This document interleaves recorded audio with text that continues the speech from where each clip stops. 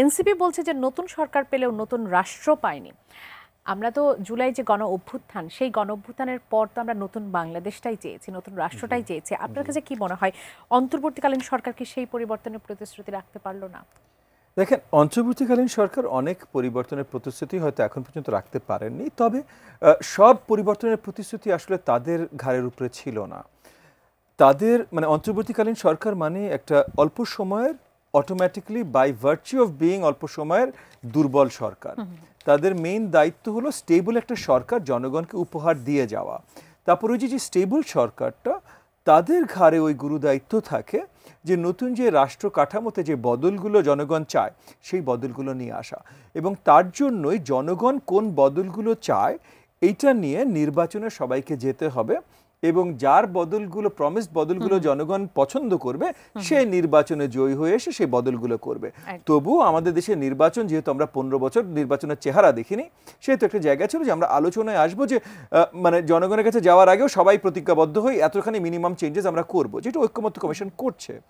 বাকি ভাই আপনার পার্সোনাল যদি কোনো এক্সট্রা চাওয়া থাকে, বা ভাইয়ের পার্সোনাল যদি কোনো এক্সট্রা চাওয়া থাকে, কোনো একটা ছোট গোষ্ঠীর যদি এক্সট্রা চাওয়া থাকে, সেটার জন্য বাকি পুরো গণতান্ত্রিক প্রসেসকে তো আটকে দেওয়া যায় না।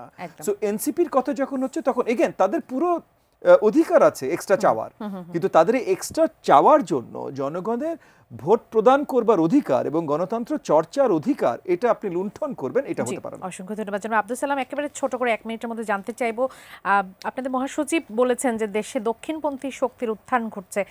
আপনিও কি এরকম কিছু দেখছেন কিনা? কাদের নিয়ন্ত্রণে আসলে দেশের নিয়ন্ত্রণটা আসলে কাদের হাতে যাচ্ছে? ফ্যাসিস্ট শেখ হাসিনা যখন গণতন্ত্রটা শেষ করে দিচ্ছিল, তখন থেকেই কিন্তু আমরা এটা বলতেছিলাম যে গণতন্ত্র যদি আজকে নস্যাৎ করে ফেলে, তাহলে তো ওই ওই ওই রাজনীতিটারই জন্ম হবে এখানে।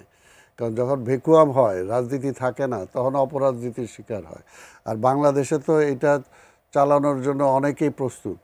পাশাপাশি আমরা জানি যে আজকে ভূ রাজনীতির যে অবস্থা, আজকে আমরা দেখতে পাচ্ছি মধ্যপ্রাচ্যে আজকে কি ঘটতেছে, আজকে আমার প্রতিবেশী রাষ্ট্রে কি ঘটতেছে। দেখেন, এগুলো তো আমার মাথায় রাখতে হবে। এগুলো রেখেই এই জন্য বিএনপি অলওয়েজ, বিএনপি দেখেন না ডানপন্থী না বামপন্থী, বিএনপি কিন্তু মধ্যপন্থী। অর্থাৎ আপনি আমাকে কোনো কট্টর না যে আমি ইসলাম, আমি মুসলমান, আমি সেটা বিশ্বাস করি, তার মানে এই না যে আমি আবার এমন আছি যে হিন্দুকে কতল করে দেব।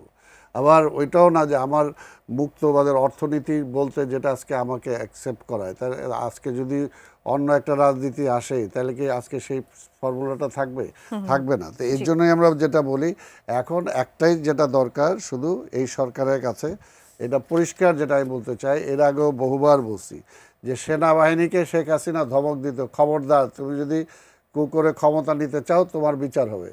তো সেই সময় যদি শেখ হাসিনাও যে কু করে ক্ষমতা নিছে, তাহলে তার বিচারটা হইলেই কিন্তু এটা পরিষ্কার হয়ে যাবে। ভবিষ্যতে আর সিভিলিয়ানরাও কে কু করতে চাবে, সেও তো কু করছে, নির্বাচন ছাড়া ক্ষমতা নিছে। তো এই কারণে দুইটারই পানিশমেন্ট একদম 100% যেটা বড় পানিশমেন্ট, সেটা দরকার। তাইলে দেখবে যে এখন এটা কেয়ারটেকার সরকারের অধীনে নির্বাচন দরকার, আর আরেকটা নির্বাচনের মাধ্যম ছাড়া কেউ সরকারে যেতে পারবে না, এই দুটো দরকার।